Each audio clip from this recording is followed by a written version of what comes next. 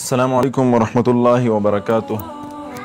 امید ده انشاءالله چې ټول ملګري به روغ جوړ او خوشحاله وي. ملګرو اکثر تپوس کیږي یاره جي په کور کې برکت نشته. په کور کې برکت څنګه راځي جي؟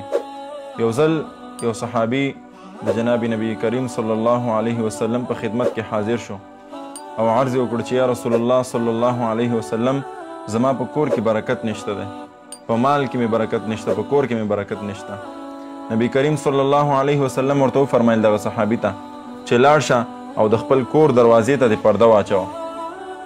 هغه صحابي راغو او خپل کور چې کومه دروازه وه هغې ته یې پرده واچوله.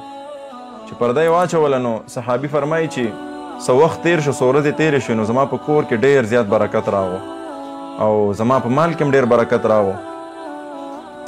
نو بیا لاړو د نبی کریم صلی الله علیه وسلم په خدمت کې حاضر شو او نبی کریم صلی الله علیه وسلم ته وفرمایل چې یا رسول الله صلی الله علیه وسلم زما په مال کې زما په کور کې ډیر برکت راغو.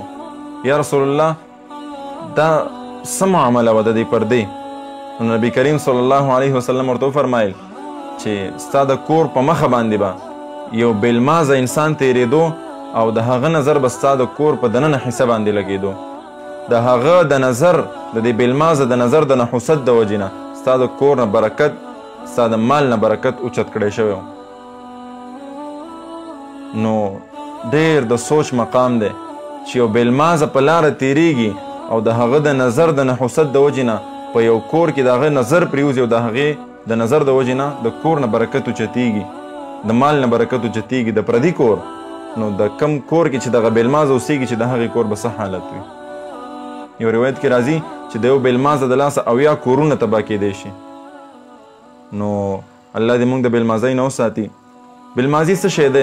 بېلمازي مونځ پرېښودلو ته وایي، د الله رب العزت احکامات پرېښودلو ته وایي چې په هغې کې د ټولو نه غټ حکم د مونځ دی جي. مونځ داسې یو عمل دی جي چې د اسلام او د کفر ترمنځ چې فرق کوي هغه دغه مونځ دی. او بل خبره ده چې نبی کریم صلی الله علیه وسلم فرمایي الصلاة عماد الدین. مونځ ډېر اهم عبادت دی. دا مونځ داسې دا مونځ دا د دین ستنه ده جي. چا چې مونځ قایم کو د خپل حصې دین قایم کو او چا چې مونځ پرېښودو د خپل حصې دین ونړولو، وران یې کو جي. نو د مونځ پابندي کوو ځکه نن سبا مونږ په دې اعمالو کې پرېښي نور څه دي جي، صرف دغه مونځ دی چې دا مونږ داسې کو چې پرېږدو او د دغې مونږ د مونځ قضایانې شروع کړو نو مونږ کې نور پاتې څه دي؟ مونږ نور احکامات کم ځای کې رانیولي دي. مونږ جهاد شاته پرېښی دی، مونږ حج شاته پرېښی، مونږ زکات شاته پرېښی دی، مونږ روژې شاته پرېښي دي. دغه مونځ دی چې زما او د کافر ترمنځ فرق کوي. دغې کې چې مونږ سستي وکړو نو زمونږ به څه حالات وي؟ نو مسلمانانو ورونو کوای چې زمونږ په مال کې برکت راشي، زمونږ په کور کې برکت راشي نو مونځ راټینګ کوي جي. زه تاسو د قسمی وایم جي چې په کم کور کې بېلمازه وي په هغه کور کې برکت، اتحاد، مینه، محبت دا نشي راتلی. نو د خپل کور نه بېلمازي ختمه کوي جي. اکثر خلک راوځي مونځ به نه کوي، کور کې به یو کس مونځ نه کوي، ټول به پراته وي او بیا به راوځي مولیانو ته به رنګونه کوي، علماو پسې به ګرځي چې یاره جي مونږ ته د برکت دپاره څه وظیفه راکوي. نو که تاسو هر څومره وظیفې وکئ، هر څومره تاسو عملونه وکئ چې تر کمې تاسو مونځ نه قایم کړی نو په کور کې د برکت امید ونه ساتئ، په کور کې برکت نشي راتلی.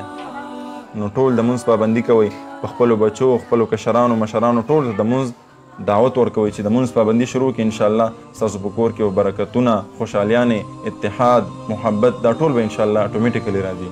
الله دې د عمل کولو توفیق راکړي. السلام علیکم ورحمت الله وبرکاته.